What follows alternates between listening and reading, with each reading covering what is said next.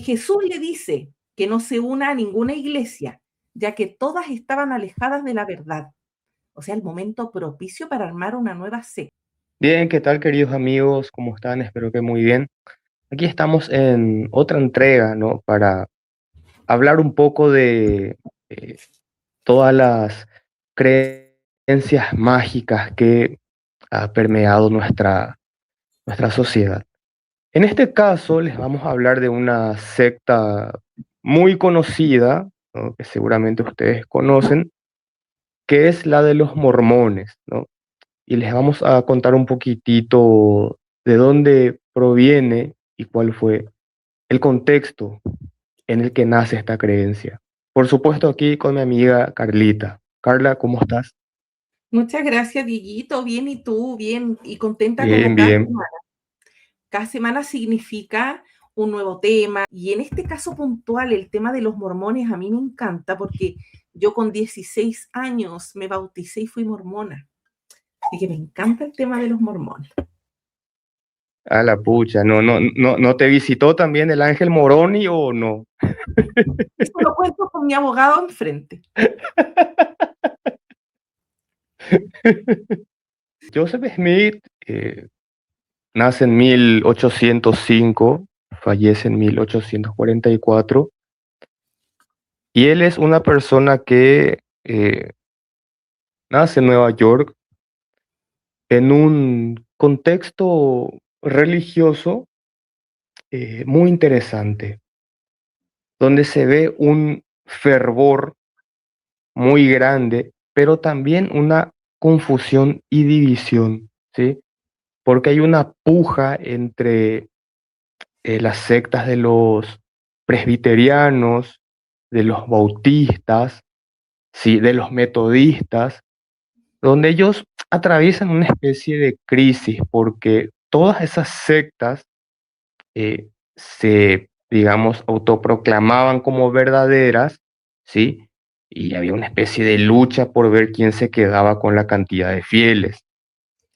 Y por supuesto también debido a esta división que había de sectas donde cada una decía ser la verdad, entonces, bueno, la gente terminaba confundida y no sabía qué credo agarrar. También hay un factor muy importante y esto van a entender después por qué cobra sentido, porque ese también era un contexto donde formaba parte del folclore estadounidense esto de que los piratas supuestamente escondían tesoros en ciertas partes, ¿no? O sea, estas leyendas de tesoros escondidos. Cuando Joseph Smith comenta que supuestamente Dios y Jesús se le aparecen y le dicen a él que no, todas esas demás creencias son falsas, esta es la verdadera. Y cuando tiempo después él habla de que supuestamente encuentra esas planchas de oro, ¿sí? Esto a la gente le vino anillo al dedo. ¿Por qué? Porque esas creencias eran comunes ya en ese tiempo. Esas ideas de que gente que supuestamente encuentra tesoros formaba parte de su folclore. Por lo tanto, el relato de que él encuentre esas planchas no era algo descabellado para la gente. Encima, teniendo en cuenta otra vez que él en su adolescencia y poquito más de juventud, ya tenía esa fama de supuestamente ser vidente en cuanto a tesoros escondidos. Esa reputación, por así decirlo, fue lo que le catapultó a la fama, vamos a llamarlo así. Joseph Smith forma parte de la primera mitad del siglo XIX, porque muere súper joven, muere a los 38 años, linchado por la gente, lo linchan a él y al hermano, estaban presos, estaban en una cárcel en los tiempos de persecución, entonces mueren en manos de la gente, de los ciudadanos.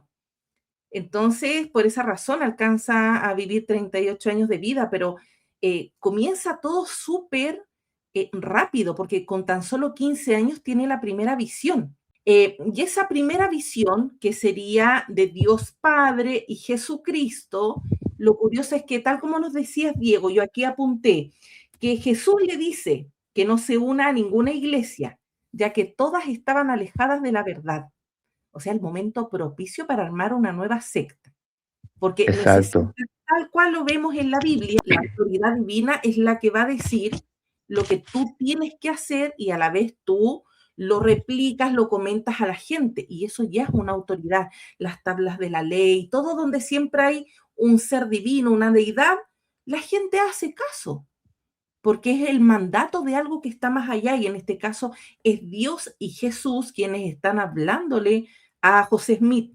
Luego van a venir apariciones en 1823, donde ya aparece, él ya tiene 17, 18 años, y aparece por primera vez Moroni, y ahí es cuando Moroni le habla de estas planchas de oro, pero lo tiene que preparar espiritualmente. Muchos de los personajes que están en el libro de Mormón, porque este va a ser el resultado, también va a estar otro más que es Doctrina y Convenio y otro más que es La Perla de Gran Precio, son personajes que dan vuelta por aquí. Entonces, si juntas todos esos componentes, tienes una excelente sexta para la primera parte del siglo XIX, donde vas a ver que es Dios dando una orden, que Jesús le dice que no se una a ninguna parte porque están todos alejados de la verdad, tal como tú decías, el ambiente donde había mucha competencia religiosa, muchas doctrinas, ideologías en ese tiempo, pero hay otra cosa más importante que a veces se pasa por alto cuando se analiza el tema de los mormones. Estamos hablando que la primera visión es en 1820. 3 años después aparece Moroni, 1823, para decirle que existen unas planchas de oro. Un año antes, el mundo completo sucumbió ante la noticia de un francés, Jean-François Champollion, por haber descifrado los jeroglíficos egipcios. Esa noticia llega a Estados Unidos. Entonces, para 1823, cuando este Moroni le avisa de las planchas de oro que están en una escritura extraña, que lo tiene que preparar espiritualmente para que las pueda leer, Smith, bien astuto, ya sabe que toda la gente está pendiente de ese desciframiento, porque lleva mucho tiempo trabajando Thomas Young, Barthélemy, Jean-François Champollion, hasta que es Champollion el que da con el desciframiento de los jeroglíficos egipcios. Entonces, fue preciso unir también ese componente, porque posteriormente, ¿cómo le van a llamar a la escritura de las planchas? Egipcio reformado. Por aquí les tenemos una imagen para que se fijen. Uno de los expertos que utiliza Joseph Smith, supuestamente, para que verificaran el tipo de escritura, son Charles Anthony y Samuel Mitchell. Ellos, al parecer, porque luego se desdicen, revisan estos caracteres que pudieron ser copiados posteriormente, ya que nadie ha visto las planchas de oro y el par de testigos que la vio luego dijo que no la vio. Entonces, todo tan raro, pero estos caracteres serían el egipcio reformado. Y yo ahora les preguntaría a ustedes, ¿ustedes reconocen ahí jeroglífico egipcio? No, se supone que el egipcio reformado sería una mezcla entre egipcio y hebreo. Tampoco hay hebreo ahí. Ahí se pueden ver letras bien cursivas, incluso números. Entonces, esto fue una idea muy bien planeada para formar una nueva religión con la autoridad de Jesús, porque es Jesús el que le dice a Joseph Smith, no te unas a ninguna iglesia porque están todas alejadas de la verdad. Así como, espérate un poquito y formamos una nueva. Más abajo yo les cito uno de los libros que están en el libro de Mormón, que sería Mormón 9, 32 y 34, donde mencionan: hemos escrito este registro conforme a nuestro conocimiento en los caracteres que entre nosotros se llaman egipcio reformado. Así que este es el famoso egipcio reformado, que a la vez no es nada. Fue un invento de José Smith para poder iniciar una nueva secta en un lugar donde una nueva secta encajaba súper bien. más allá de que obviamente todo esto es mera fantasía, sin embargo es muy interesante cómo en una especie de estrategia de marketing, Joseph Smith logra captar a toda esa gente que, como ya dijimos hace rato, estaba confundida por esa cantidad de sectas que había y bueno, ninguna daba respuesta. Justamente esto, ¿no?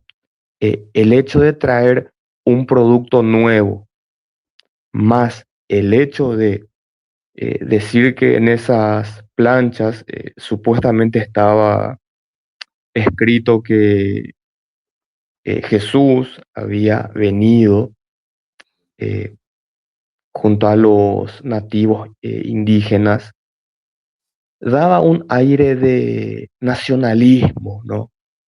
Para ellos.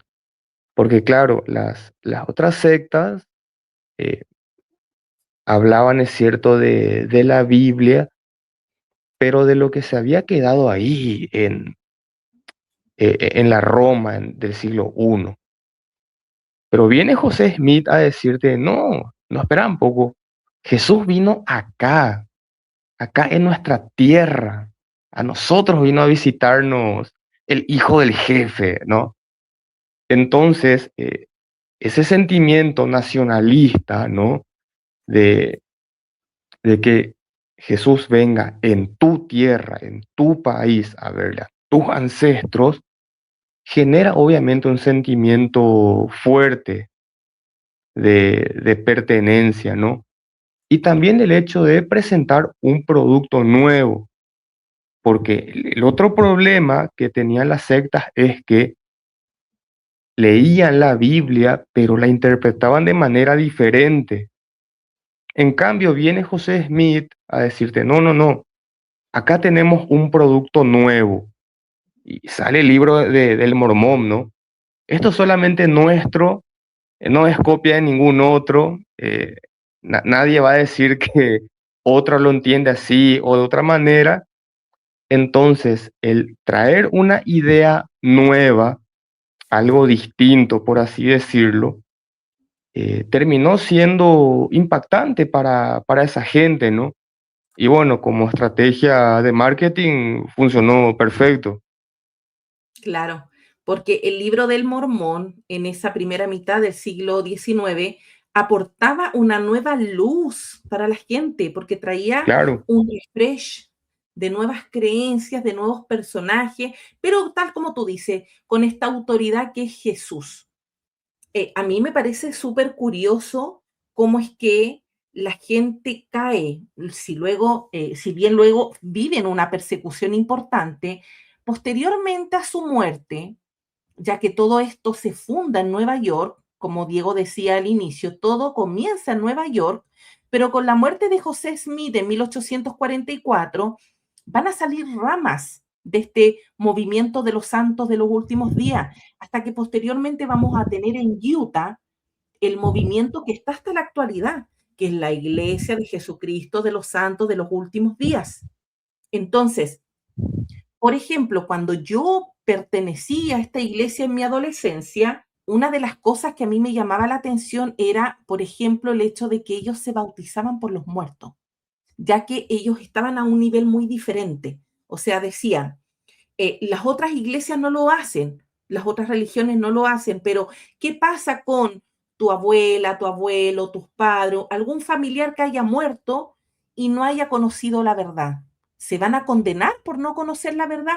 No, lo que tenemos que hacer es entregar sus datos para que podamos hacer un bautismo en su nombre y puedan salir de ese lugar de tormento y poder estar en un lugar mejor. Entonces, imagínate, yo con 16 años, lo primero que hice, pensé en mi abuelita. Yo dije, ya, me voy a bautizar por mi abuelita para que ella pueda salir de ese lugar, porque claro, ella murió sin conocer nada de esta verdad. Entonces, por ahí te enganchan muchísimo, además dentro de lo que ellos enseñan, que por ejemplo, dentro de las visiones que tuvo Joseph Smith, por ejemplo, en 1829 vio a Juan el Bautista y Juan el Bautista le asigna el sacerdocio arónico. Entonces, ¿cómo le cuestionas eso? Si él está diciendo, me habla Jesús, luego viene a mí Juan el Bautista, me tengo que bautizar, me entrega el sacerdocio arónico, después me encuentro el mismo año con Pedro, Santiago y Juan y me entregan el sacerdocio de Melquisedec. O sea, el tipo la tenía toda. Ni tontos ni perezosos los que se quisieran ir o continuar en las otras iglesias. Tenían que unirse a esta nueva secta, porque tenía todos los componentes para el éxito espiritual, para tener esa verdad y esa luz que se necesitaba en ese periodo. Carlita, por cierto, en tus tiempos de mormona, ¿no te mandaron a buscar planchas de oro ahí por Rancagua, Viña del Mar o cosas por el estilo? No, No, no. Y esas planchas nadie las vio. Y lo otro, dentro de estos componentes tan precisos que tomó José Smith para adaptarse a la época, cómo él podía legalizar o animar a la gente a la poligamia. ¿Cómo lo podía hacer? Iba a necesitar algo sagrado que justifique la poligamia. Entonces, libro Doctrinas y Convenios, por ejemplo, justifica la poligamia, pero ellos veían en los evangelios esta parte donde Jesús llega a la casa de Marta y María y una hace el aseo y la otra María está pendiente de lo que habla Jesús y Jesús ve que Marta no está muy al tanto porque prefiere la limpieza que escucharlo a él. Bueno, dentro de las cosas que él decía y sus primeros participantes, es que Jesús era polígamo. Jesús tenía tanto a María como a Marta, entonces, ¿por qué ellos tenían que ser menos? Si ese nuevo movimiento lo estaba instaurando Jesús, llegó a tener entre 30 y 40 esposas ese José Smith. Imagínate, utilizando un pasaje, una historia de los evangelios para poder torcerla, adaptarla a su contexto del siglo XIX y tener muchas mujeres y que nadie le diga nada. no, claro, órdenes del hijo del jefe. Si él lo Ay, dice, está perfecto. exacto. Nadie cuestiona al hijo del jefe. Total. Igual que cuando yo iba a la iglesia, los días domingos me tocaba ir, algo que nos explicaban era que había un pasaje en el Nuevo Testamento, en el libro de Juan, donde Jesús le decía a la gente que tenía un rebaño en América, pero no lo decía textual como un rebaño en América, sino que lo expresaba con otras palabras, pero los mormones sabían que se refería a América. Imagínate, los primeros siglos donde todavía van a faltar siglos y siglos y siglos para que Cristóbal Colón llegue buscando Zipango, choque con América y piense que son las Indias y se encuentre con los indios. O sea, va a faltar muchos siglos de historia. Jesús muere sin enterarse que existía un continente que posteriormente le iban a llamar América por Américo Vespucio. O sea, Jesús se pasa por alto toda esa historia que viene posterior a su muerte, pero ellos la utilizan. Y tengo, a ver, lo voy a leer, dice Juan 10, 16 y 18. También tengo otras ovejas que no son de este redil. Aquellas también debo traer y oirán mi voz y habrá un rebaño y un pastor. Entonces Juan 10, 16 es el versículo que toman ellos para afirmar que Jesús se refiere a América. Imagínate, o sea, ni Cristóbal Colón.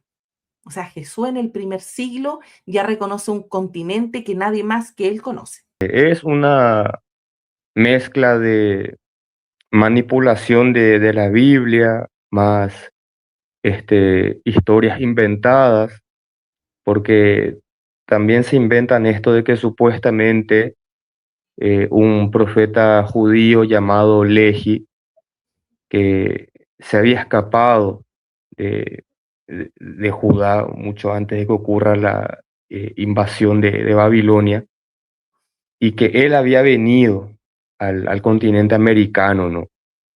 Entonces, bueno, esta es la historia, ¿no? que se inventan ellos, que por supuesto no tiene ninguna base histórica, porque los nativos americanos, según los estudios de ADN, tienen ancestros en lo que era la parte de Siberia y parte de Asia, que llegaron a esta parte hace 15.000 años por el estrecho de Bering. O sea que no hay ninguna sola evidencia para pensar que hay raíces semitas en los pueblos nativos.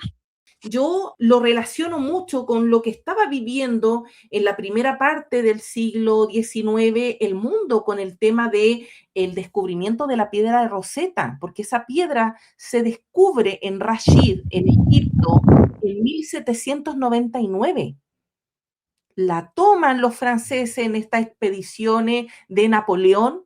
Uno de los del ejército de Napoleón la encuentra, la alcanza a copiar porque luego los británicos se la llevan. O sea, los británicos la agarran y la toman y hoy está en el Museo Británico. Pero desde 1799 que esa piedra se descubre y todo el calco se lleva a Francia para que se analice, desde ahí el mundo está analizando qué pasa con eso. Va a lograrse un avance, o sea, llevaban siglos y siglos intentando leer jeroglíficos egipcios. Fue muy pertinente y muy astuto de parte de José Smith hacer calzar lo que era la religión, la egiptomanía del periodo con el desciframiento de los jeroglíficos, sacar esta idea del egipcio reformado, inventarse esos caracteres tan raros que yo creo que ni él sabía que decían. Y luego, como ya les había comentado, Moroni lo va a preparar varios años hasta que él pueda leer esas planchas en esos caracteres. Y ahí comienza el trabajo de traducción. Y luego otros datos más que él va a contar en su autobiografía, donde también continúan estas contradicciones porque bien sabemos, las mentiras se olvidan. Entonces, cuando tú intentas de memoria contar algo que fue inventado, jamás la memoria va a ser tan fiel porque es algo que no ocurrió. Tal cual como vos dijiste. Y sumado a que se aprovechó muy bien del contexto folclórico de su tiempo. Esto de que la gente creía en tesoros encontrados. Y como también estuvimos mencionando, eh, esto de agarrar y tergiversar eh, textos de la Biblia y muchas veces también tomar relatos. Ahora me viene un poco a la mente eh, el, el otro pueblo que supuestamente salió de este profeta llamado Lehi eran los lamanitas. Y supuestamente de este pueblo, que era el pueblo rebelde, porque el otro era el pueblo fiel a Dios, es que salieron los nativos americanos. Pero esto medio que termina siendo familiar otra vez, porque termina siendo muy parecido a los relatos de Isaac con Ismael, o de, por ejemplo, Jacob con Esaú podría ser. Siempre el relato de que eh, supuestamente de una persona nace un pueblo y de otra persona nace otro pueblo. O sea Ah, eh, sí. claro, o sea, termina siendo muy común otra vez eso, ¿no? Entonces, José Smith no contó nada nuevo al final, pero le cambió los nombres, se inventó una historia ahí random, ¿no? Pero esta vez versión aquí, con los nativos de América. Y el tercer Nefi del libro de Nefi dice, hijo de Nefi, que era hijo de Elamán, y Elamán era hijo de Elamán, que era hijo de Alma, el hijo de Alma, el cual era el descendiente de Nefi, que era hijo de Lei, quien salió de Jerusalén el primer año del reinado de Sedequías, rey de Judá. Eso era lo que nos contabas. Al final, como toda secta, ¿no? Termina siendo siempre eh, historias de manipulaciones, engaño, fantasía, pero que tienen un contexto, ¿no? Como aquí nosotros siempre contamos. Y ese contexto ayuda a entender cómo surgen estas sectas. Es muy fascinante si uno lo analiza desde el punto de vista sociológico, ¿no? Ujú. Y bueno, si no lo hubiesen matado tan joven, con 38 años, quizás que habríamos tenido después, porque su creatividad iba en ascenso. O sea, luego estos ciudadanos le dan un vuelco a la historia y luego de ahí comienza a ramificarse el mismo movimiento y cada uno adaptarlo a sus lugares y formando ellos sus propios grupos con una raíz mormona. Claro, Luego cuando comienza el estado de Utah a ver con muy malos ojos el tema de la poligamia y la prohíbe, ahí es cuando la Iglesia de Jesucristo de los Santos de los Últimos Días también tiene un cisma y se aparta el ala fundamentalista, que ellos continúan aislados tipo Amish, o sea, súper aislados del mundo, para que los líderes continúen con esta práctica de poligamia. O sea, qué asco. sí, totalmente, totalmente. Cuando la religión les sirve para manipular a la gente y complacer sus deseos. Esto también muestra un poco, inclusive es lo que vemos hasta hoy día, ¿no? Esa feroz competencia que existe entre todas las sectas por ganarse a los fieles, ¿no? Por ver quién se queda con la clientela mayor, por así decirlo. Claro, claro. Y bueno, nosotros vamos viendo como en la historia de nuestra era, donde se van creando nuevos movimientos y a partir de una religión como es la religión católica, salen fracciones hacia otros lados y comenzamos a ver estos movimientos protestantes, evangélicos, ortodoxos. Vemos como tantas ramificaciones que tienen en común. Todos tienen la verdad, tienes esa pelea que nos sigue hasta el 2026. Unos se tiran con otros, no se reconocen espiritualmente como hermanos, cero unión, mucha competencia, mucha rivalidad. Y así es como se van formando nuevos movimientos. Luego hay otro que no está conforme dentro de su iglesia y piensan que a lo mejor se pueden apartar de otra manera y van creando nuevos movimientos. Y es así. Ellos se van como célula multiplicando. Sí, Carlita, pero hay algo que sí tienen en común y en donde sí coinciden con el mensaje divino, ¿Qué? de pedir plata. ¡Ay, sí! Ahí sí el mensaje divino Todos está claro. piden. Claro, cambian la Po- estrategia de cómo pedir, pero piden igual. Exactamente. Y mira, es tan preciso el mensaje divino que el monto es el mismo, ¿no? Por lo Claro. menos a otro no se le ocurrió pedir el veintesmo, por ejemplo. No, Sí. siempre es el 10% de la tarifa celestial. No sube ni baja.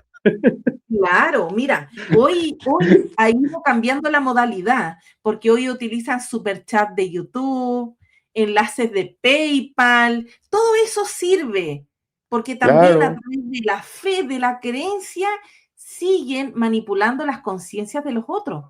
Entonces los claro, otros tienen la sensación de, bueno, si él está a través de YouTube alimentando mi fe, hablándome de creencias del cristianismo, de historia del cristianismo, ¿cómo debo yo fortalecer todo eso enviando dinero?